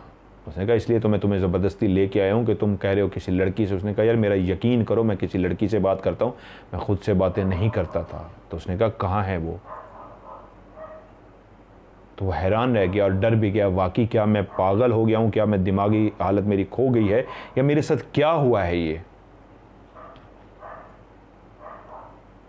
उसके बाद जब वो वापस तो चला गया, उसके दोस्त ने कहा हो जाता होता है, छोड़ दे, तेरे मेरे ख्याल में माँ बाप का तेरे ऊपर इतना असर हो गया है वो वाला बात का, हो जाता होता है, इस तरह की चीज़ें आनी शुरू हो जाती हैं। तो उस दोस्त ने उसको समझाया कि कोई बात नहीं, परेशान ना हो, ये दिमाग पे इस तरह असर हो जाता है। लेकिन वो जानता था कि उससे बहुत सारी बातें कर चुका था, वो उसके साथ कई दफ़ा बैठ चुका था, उसको घर एक दफ़ा छोड़ने गया था। अब वो लेट भी आता था, किसी को परवाह नहीं होती थी, क्योंकि खाना वो टाइम पे बना लेता था, ज़रा जल्दी चला जाता था पानी लेने के लिए। अगर पहले 4 बजे जाता था, अब 3 बजे चला जाता, घंटा उसके साथ बैठता था। ये कैसे हो सकता है? रोज़ वो जिसके पास बैठ के बातें कर रहा था, वो सब वहम था, वो सब ख्याल था। वो बहुत डर चुका था कि ये मेरे साथ ज़िंदगी ने क्या किया है। वो चुप चुप सा रहने हो शुरू हुआ। पहले भी हंसी मजाक कम करता था, लेकिन उस दोस्त के अलावा किसी को महसूस नहीं हुआ। वो दोस्त उसको ज़रूर कहता मुझे लगता है तुझे झटका लग गया है। बाकी तो किसी को महसूस नहीं हुआ उसका चुप रहना, सिवाय उस दोस्त के। और उसको हौसला देता और उसको थपकी देता और कहता है ये ज़िंदगी में हो जाता होता है। इंसान जब बहुत ज़्यादा सोचता है, अपने प्यारों को याद करता है और उनके ख्यालों में खोया रहता है, तो इस दफ़ा बाज़ू का शक्लें नज़र आनी शुरू हो जाती हैं। बाज़ू का इस तरह दिमाग के सामने बहुत सारी चीज़ें बन जाती हैं, ख़यालात इस तरह के आ जाते हैं। वो सोचता है कि इससे बात कर रहा है, क्योंकि अकेले रहते रहते कोई यहाँ पे दोस्त भी नहीं है। हम लोग भी एक दोस्त भाई एक दूसरे के लिए तो बने हुए हैं, एक दूसरे के लिए जान भी दे सकते हैं, लेकिन हम भी तो अपने अपने गमों में हैं, अपने अपने दुखों में हैं। हालात ने हम सबको इस दोराहे पे ला के खड़ा कर दिया है कि हम मजबूर हो गए हैं ऐसा काम करने को, वरना खुशी से तो हम में से कोई भी ना करना चाहता। वक्त और गुजरता रहा, लेकिन हालात कुछ इस तरह के बदले, ऑपरेशन शुरू हुए कि उनके बहुत सारे साथी मारे गए। वो जगहें बदलते रहे, उनको वो भी जगह छोड़नी पड़ी और काफ़ी जगहें वो तब्दील करते रहे। वो भी उस ग्रुप के साथ रहा और इतलात उनको मिलती रही कि उनके साथी मारे जा रहे हैं। ऑपरेशन हो रहा था, होते होते होते होते बहुत सारे साथी मारे गए और चंद जो बचे थे, जिनमें वसीम भी शामिल था, ये गिरफ्तार हो गए। और जब इनकी गिरफ्तारी हुई तो उसके बाद वो कहते हैं ना, जिंदगी ने आगे क्या क्या रंग दिखाने होते हैं इंसान नहीं जानता। बस एक ख्वाब था जो उसके अंदर बदला लेने का, और वो जो अपने अंदर एक नफ़रत और गुस्सा लेके आया था कि माँ बाप का, बहन भाई का बदला लेने के लिए, आज वो इस रास्ते पे चल पड़ा था। उसको खुद भी नहीं पता था वो कौन है, वो क्या कर रहा है, वो क्या सोच रहा है।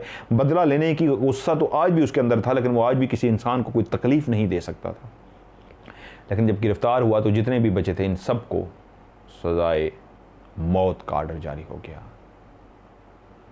अब वसीम भी उन्हीं लोगों में शामिल था जिसके दिमाग में एक बात चल रही थी कि ज़िंदगी के कुछ महीने, कुछ दिन, कुछ टाइम है तो इसने इस दुनिया को, इस रंग बिरंगी दुनिया को देखना है, और उसके बाद उसकी आंखें बंद हो जाएंगी। एक और दुनिया में वो चला जाएगा जो इस दुनिया को खुदा हाफिज कह देती है, और एक और दुनिया में वो दाखिल हो जाएगा। वो चुप सा रहता, लेकिन एक काम जो उसने बिल्कुल नहीं छोड़ा था, जिस काम की वजह से वो सारे लोग भी उसकी इज्जत करते थे, वो आज भी काम वो कर रहा था। वो काम था, वो हर वक्त जब भी उसको टाइम मिलता वो तस्बीह करता, उसको जब भी टाइम मिलता वो इबादत करता, कोशिश करता कि 5 नमाज़ों में से वो 5 नमाज़ों में पढ़ ले। वो जितना अरसा उस ग्रुप के साथ रहा था, बहुत कम लोग थे जो नमाज़ पढ़ते थे। वाहिद वसीम ऐसा था, कुछ पढ़ भी लेते थे, कभी कभी कुछ लोग इसको देख के भी पढ़ना शुरू हो गए थे, लेकिन वाहिद ये शख्स था जो अपने रब के आगे सजदा करके जब गिड़गिड़ा के मांगता था तो यही मांगता था कि मेरे मालिक मुझे तौफीक दे।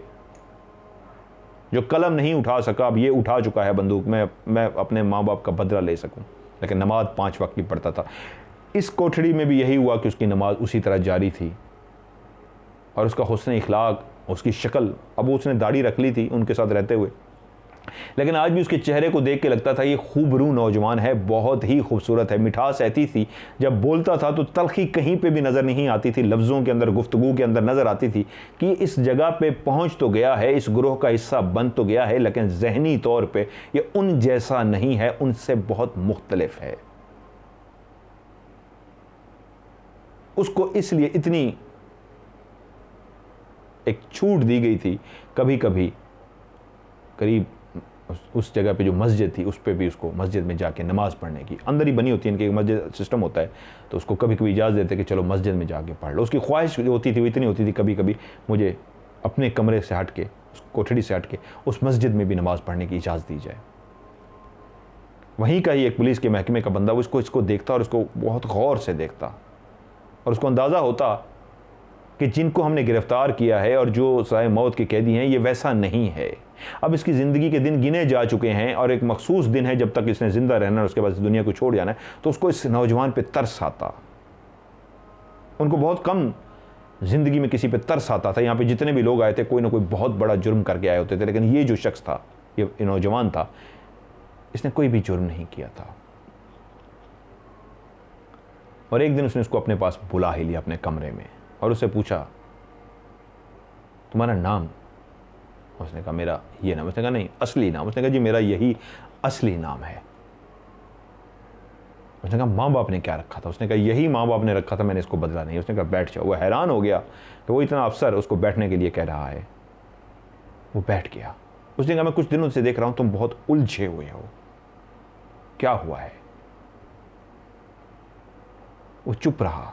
उसने कहा वैसे भी मैं कोशिश करूंगा तुम्हारे लिए कुछ कर सकूं, लेकिन तुम्हारी अब हो कुछ नहीं सकता तुम्हारे लिए। तो उसने कहा मुझे पता है आप मुझे दिलासा दे रहे हैं, आप मेरे लिए कुछ नहीं कर सकते। उसने कहा मेरी ख्वाहिश है कि तुम मुझे अपनी आप बीती सुनाओ। यहाँ पे जो भी आता है कोई ना कोई उसकी आप बीती होती है, तो मुझे शक्ल से मुजरिम नहीं नजर आते, तुमने कोई जुर्म नहीं किया, क्या हुआ है तुम्हारे साथ? कुछ देर वो सोचता रहा, सर झुका के बैठा रहा, फिर उसकी तरफ देखा और कहा क्या सुनना चाहते हैं? उसने कहा वही जो तुम्हारे अंदर है वो मुझे सब बताओ। उसने कहा आप क्यों पूछना चाहते हैं? उसने कहा इसलिए कि जब तुम आए थे यहाँ पे तो तमाम वो लोग जिनको पता होता है कि वो चंद दिन के मेहमान हैं, उसके बाद मर जाना है, उनके चेहरों पे एक खौफ होता है। बहुत कम होते हैं जिनके चेहरे मुतमईन होते हैं। ऐसे आते हैं जो किसी आग में सुलग रहे होते हैं और इस बदले की आग में सुलग रहे होते हैं, और जब बदला ले चुके होते हैं तो फिर उनके चेहरों पे इत्मीनान आता है, उनको मौत से भी खौफ नहीं आता। लेकिन ज़्यादातर के चेहरों पे शर्मिंदगी और खौफ होता है मरने का, जो सज़ाए मौत के कैदी होते। तुम बहुत मुतमईन थे, लेकिन कुछ दिनों से मैं देख रहा हूं तुम बहुत उलझ गए हो, अजीब से हो, क्या हुआ है? कुछ देर सोचता रहा, जैसे फैसला करने की कोशिश कर रहा हो कि इनको अपनी कहानी सुना दूं। और उसने अपनी जब सारी कहानी सुनाई, कहानी सुनाते सुनाते उसने कहा जब यहाँ पे आया और सारा सुना चुका अपने बहन के उससे कि मैंने बदले के लिए क्या किया, ये किया और बदला नहीं ले सका, कुछ कर नहीं सका। जुर्म सिर्फ इतना है, एक लड़का जो लड़के को अगवा करके लाए थे उसके पास बैठा था, उसको डराया धमकाया था, हाथ नहीं लगाया था। लेकिन उसने कहा उलझने की वजह बताओ। यहाँ पे आके तुम जो सुलझे रहे हो, खुश रहे हो, मुतमईन रहे हो चेहरे पे, वही तुम्हारी नमाज उसी तरह जारी थी, अब क्यों उलझे? उसने कहा हुजूर ऐसा कुछ हुआ है कि वाकई उलझ गया। उसने कहा मुझे बताओ, तुम्हारी सारी कहानी बहुत इंटरेस्टिंग है, मैं सुन चुका हूँ, उलझने की वजह बताओ। उसने कहा उलझने की वजह यह है कि वो जो पानी भरने के लिए आती थी वो इस जेल में मुझसे मिलने के लिए आई है। तो हैरान हो गया और उसको ऐसे झटका सा लगा कि तुमसे तो कोई मिल ही नहीं सकता। वो कैसे मिली है? कहता मुझे नहीं पता, वो मेरी कोठड़ी के बाहर आई है और मुझे कहा गया है कि तुम्हें टाइम दिया जाता है, इससे मिल लो, तुम्हारा कोई मिलने आया है। वो हैरान हुआ। फिर क्या हुआ? उसने कहा उसने पहली दफा मुझे ये बात बता के गई है, मैं कोई और नहीं, मैं इंसानों में से नहीं थी, मैं रूप धार के आती थी। तुम मुझे अच्छे लगते थे, मैं करीब ही वहीं रहती थी, आना जाना रहता था हमारा। मैंने जब तुम्हें देखा था तो मुझे बहुत अच्छे लगे थे और मैंने तुम्हारी आदत भी देख ली थी, रहना खाना पीना उठना बैठना भी देख लिया था कि उस ग्रुप में रहते हुए तुम उसका हिस्सा नहीं थे, तुम सबसे अलग थे, तुम अपनी इबादत भी करते थे, लेकिन तुम दिल के बहुत अच्छे थे। और जब तुम पहली दफ़ा आए थे, दूर खड़े रहे थे, मैं घड़ा बढ़ रही थी, तो उस दिन मुझे पता था तुम मुझे खड़े देख रहे हो। मैं तुम्हारे लिए ही घड़ा बना के बैठी हुई थी और इस तरह कर रही थी कि इसको शक ना हो जाए। और इस अंदाज में मैंने घड़े में पानी भरा था और इस अंदाज में सर पे रखा गया, मैं तुम्हें देखा ही नहीं, और वहाँ से चलती बनी थी। तो असल में तुम्हें एहसास दिलाना था कि मुझे पता नहीं है, ताकि तुम यकीन कर सको, हाँ मैं इस जगह पे रहती हूँ और गरीब सी लड़की हूँ। अगर मैं अच्छे कपड़े, अच्छी जूती पहन लाती, तुम्हें शक हो जाता, और तुम्हें शक ना हो इसलिए किया था। और अगले दिन मैं जान के नहीं आई थी, तुम मुझे देखने के लिए आए थे, बेचैन थे, भागते हुए आए थे। मैं तुम्हारे पीछे पीछे थी तुम्हें देखने के लिए, लेकिन तुम बेचैन थे और मैं आगे नहीं थी। वो भी मैं इसलिए सामने नहीं आई थी ताकि तुम्हें यकीन हो जाए कि मैं कोई इंसान ही हूं। और उसके बाद मैंने तुम्हें ये जो कहा था, तुम्हें मुतमईन करने के लिए कि पहले मैं जल्दी आती थी, अब मैं शाम की आती हूं, तो तुम इसने मेरी हर बात पे यकीन कर लिया था। यहां तक कि जब मैं तुम्हें लेके गई थी उस घर के अंदर, वो घर खाली था। तुम्हें यकीन दिलाने के लिए मैं वहां पे रहती हूं।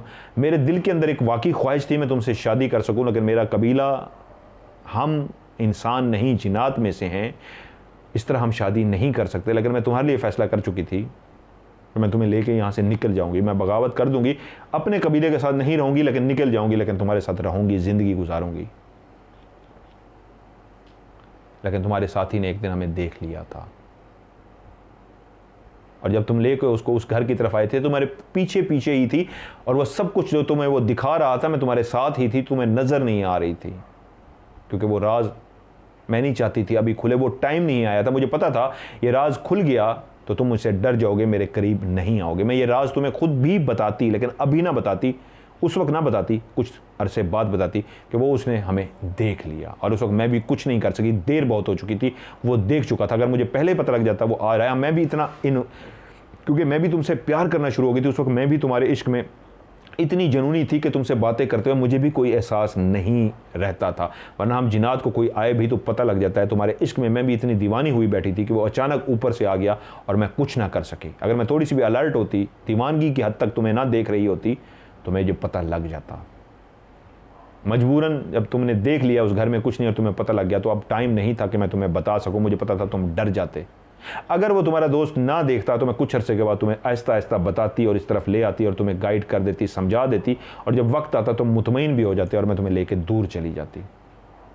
लेकिन हालात इतनी तेज़ी से तब्दील हुए, आने वाले वक्त का किसी को नहीं पता होता कि तुम्हारे साथी ख़त्म होते गए और यहाँ तक कि तुम यहाँ पे पहुँच गए। लेकिन अब मैं तुम्हें एक बात कहने आई हूँ।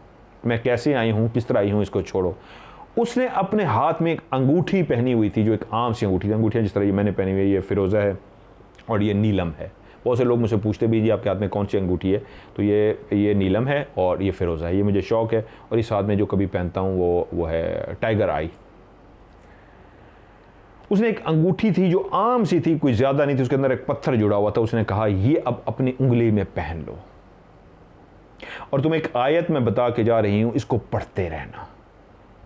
एक कोई चीज़ पढ़ने के लिए बताने के लिए जा रहा हूँ, बता रही हूँ, इस चीज़ को पढ़ते रहना और खामोश रहना, कोई परेशान और घबराने की ज़रूरत नहीं है। और जब वो कहानी सुना रहा था तो उसी उंगली पे उस तरह खेल रहा था, और वही उसने अभी भी पहनी हुई थी और उसके हाथ में थी।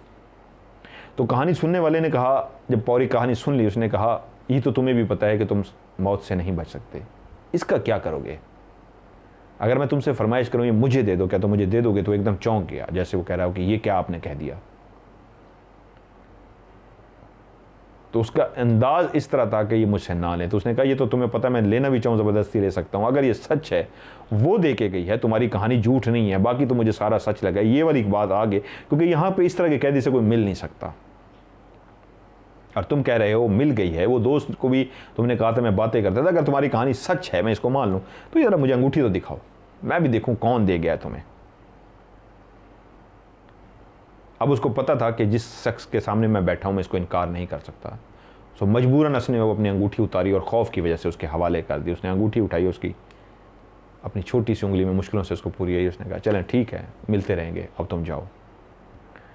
वो अंगूठी लेके तो चला गया, लेकिन उस अंगूठी के उसकी उंगली से उतरवा के लेके जाना था कि घर पहुंचा तो कुछ ऐसे वाक़यात शुरू हो गए, उसके बच्चों की तबीयत इस अंदाज़ की होने शुरू हो गई कि बच्चों ने उसी रात को उठ के चीखना शुरू कर दिया। माँ बाप भी डर गए, छोटे बच्चे थे, और क्या हुआ क्या हुआ, वो बच्चे इस अंदाज़ में थे कि जैसे खौफज़दा हुआ, मैं डर गया हूँ किसी चीज़ को।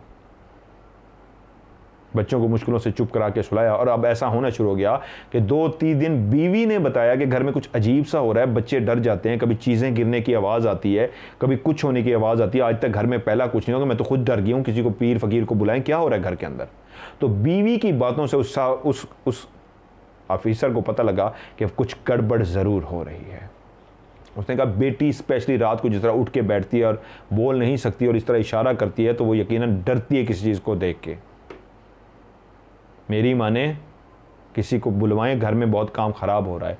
3-4 दिन इतने उनके घर के अंदर सिचुएशन ख़राब हो गई कि मजबूरन उसको किसी को लेके आए जो पढ़ाई वगैरह करते थे, और उनको कहा चेक करें। तो उन्होंने जब पढ़ाई की तो उन्होंने पहला फ़िक्रा जो कहा, उन्होंने कहा कोई फीमेल जिन्नी है जो आपके बच्चों को डरा रही है, और वो क्यों ऐसा कर रही है मुझे इसका तो नहीं पता, लेकिन वो एक फ़ीमेल है और ये एज की मालिक है, इस एज की है, वो इस घर में बसेरा रख रही है और वो डरा रही है। मैं उसको इस घर से निकाल नहीं सकता, लेकिन सर आपको ये कह सकता हूँ मेरी ताकत से ऊपर है, वो क्यों ऐसा कर रही है मुझे ये नहीं पता। बस मैं ये कहूँगा कि आप किसी बड़े आमिल से, बड़े से रब्ता करें तो वो शायद उसको निकाल सके, वरना ये सिलसिला आपके घर को नुकसान भी पहुँचा सकता है। वो परेशान हो गया, और फिर एकदम उसको एहसास हुआ कि कहीं ये वो तो नहीं है जिसकी अंगूठी लेके वो आया हुआ है। और फ़ौरन उसके जहन में जब वो अंगूठी आई तो वो एकदम से डर गया, क्योंकि उस बात को उसने मजाक समझा था कि वसीम ने उसके साथ ड्रामा किया है, उसको एक झूठी कहानी सुना दी है। तो उसने अपनी बीवी के साथ बैठ के एक बात कही और उसको वो सारा वाक़या भी सुनाया, और बीवी ने कहा कहाँ है अंगूठी, उसने दिखाया ये है मेरे हाथ में। तो बीवी ने कहा मुझे लगता है इस अंगूठी की ही वजह से हो रहा है। हम पढ़े लिखे लोग अक्सर कह देते हैं ये कहानियाँ तोहमात होती हैं, वहम का शिकार होती हैं, फ्रॉड होती हैं, झूठ होती हैं, ऐसे कुछ भी नहीं होता, जिन शिन कुछ भी नहीं है, सब झूठ है। लेकिन मेरा मानना यह है कि ये चीज़ें होती हैं, मैं इन चीज़ों को मानती हूँ। और बच्चे जो मासूम हैं, जिस तरह डर रहे हैं, आप इसको क्या कहेंगे?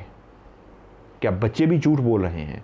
अगर वो पीर झूठ बोल गया है, वो पीर गलत आपको कह गया, आपने उसको कहानी सुनाई थी कोई, उसने कहा नहीं, तो उसने कहा उसको कैसे पता लग गया एक लड़की है? और वही लड़की जो वसीम ने कही है, उसको पीर को कैसे पता लग गया, पढ़ने वाले को? और बच्चे जिसको देख के डर रहे हैं, इसका मतलब कुछ तो देख रहे हैं। आप एक काम कीजिए, ये अंगूठी उसको वापस करके आइए, मेरा यकीन ये कहता है कि उसके बाद घर के हालात ठीक हो जाएंगे।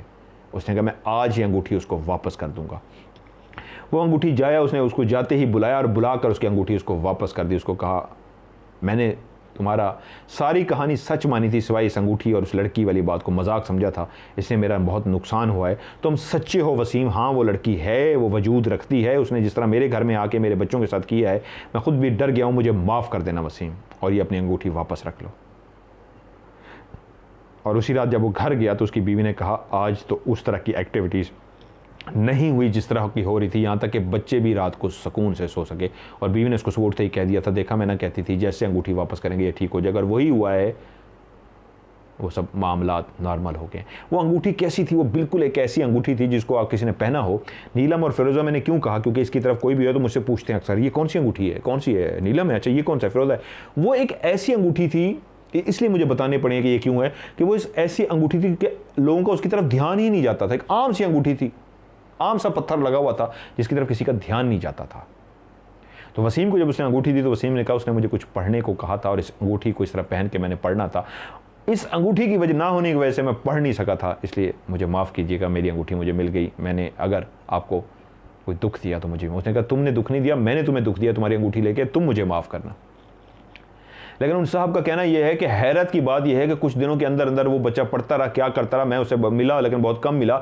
ऐसे हालात पैदा हुए कि वो बेकसूर भी साबित हो गया। पहले उसकी वो सजाए मौत उम्र कैद में कन्वर्ट हुई और उसके कुछ अरसे के बाद उसकी रख रखाव देखने के बाद उसको वहाँ से आज़ादी भी मिल गई थी। ऐसा नामुमकिन होता है लेकिन मुमकिन हो गया था। वसीम वहाँ से आज़ाद हो गया था। सजाए मौत का कैदी, पहले उसको उम्र कैद हुई तब्दीली, साहिब मौत से उम्र कैद में तब्दील हो गई और उम्र कैद से कुछ इस तरह की सिचुएशन बनी उसकी कि उसके बाद उसको आज़ाद भी कर दिया गया, वो चला गया था, उसके बाकी साथी ख़त्म हो गए थे, अपने अंजाम को पहुंचे थे। उसके बाद वो कहाँ गया, किसके पास गया, किसी को नहीं पता, सिवाय इसके कि यहाँ से वो अपनी कहानी सुनाने के बाद चला गया था। उन्होंने ये कहानी किसी और को आगे सुनाई और उन्होंने कहानी यूँ समझिए 2-3 हाथों से होती हुई ये कहानी मुझ तक पहुंची। और जब उन्होंने मुझे कहानी सुनाई तो उन्होंने कहा जगह और नाम तब्दील कर दीजिएगा, नाम भी वसीम फर्जी रख लीजिएगा, लेकिन ये एक सच्ची कहानी है, ये किसी के साथ हुआ है। मैंने कहा अब वसीम कहाँ है? उन्होंने कहा उसी तरीके जिस तरह मुझे कहानी में पता है, कोई पता नहीं वो कहाँ गया है। मुझे नहीं पता वसीम मेरी कहानी सुनता है या नहीं सुनता, पता नहीं कहाँ है, या वो लड़की जिसने अंगूठी दी थी वो जिन्न नहीं, लेकिन ये एक सच्ची कहानी है। अब अल्लाह बेहतर जानता है, जिस तरीके मुझे कहानी भेजी है, उन्होंने कहा है कि ये हल्फन आपको कह रहे हैं कि ये उन्होंने हमें सुनाई है, ये जेन्युइन कहानी है। बाकी दिलों के राज वो रब जानता है। ये मखलूक इंसान से प्यार करती है, बहुत सारा मेल जिन किसी फीमेल औरत के साथ वो उसको प्यार हो जाता है, और फीमेल औरत जो जिनात में से होती है वो किसी मर्द के साथ दिल लगी कर लेती है। वसीम के साथ दिल लगी की रीज़न ये थी, जहाँ पे वो हसीन भी था, खूबसूरत भी था, नमाजी परहेजगार भी था, वहाँ पे इस ग्रोह के साथ तो था, लेकिन दिली तौर पे आज भी एक अच्छा इंसान था। माँ बाप के बदले ने और हालात ने, माशरे के रूल्स ने जो बनाए गए हैं, अमीर के लिए और कानून, गरीब के लिए और कानून, इस चीज़ ने उसको डाकू बनाया था। मैं इस पर बहुत कुछ कहना चाहता हूँ, लेकिन कहानी बहुत लंबी हो गई है। वसीम के लिए भी मैं दुआ ही करूं, और मैं क्या कर सकता हूं। अब भी दुआ कीजिए, अल्लाह ताला उसको सुकून दे, वो तौबा करे जो भी उससे गुनाह हुए, और अल्लाह ताला उसके लिए आसानियां पैदा करे। आप भी जी अपनी कहानी भेजिए, इंशाल्लाह मैं इसको प्रोग्राम में शामिल करूंगा, और वॉइस मैसेज रिकॉर्ड करके भेजिए या आप मुझे लिख के भेजिए, लेकिन एंड पे लव स्टोरी ज़रूर लिखिएगा। मेरा नंबर है +92 313 665550। रिपीट कर देता हूँ, +92 313 665550। इस पर मुझे स्टोरी सेंड कीजिए, इंशाल्लाह आपकी कहानी को भी मैं प्रोग्राम में शामिल करूंगा। ढेर सारी दुआएं आप सबके लिए, अल्लाह ताला आप सबको ना सिर्फ अपनी हिफ्ज़ व अमान में रखे, बल्कि आप सब पे अल्लाह ताला की रहमत खास हो। आमीन सुम आमीन। खुदा हाफिज़।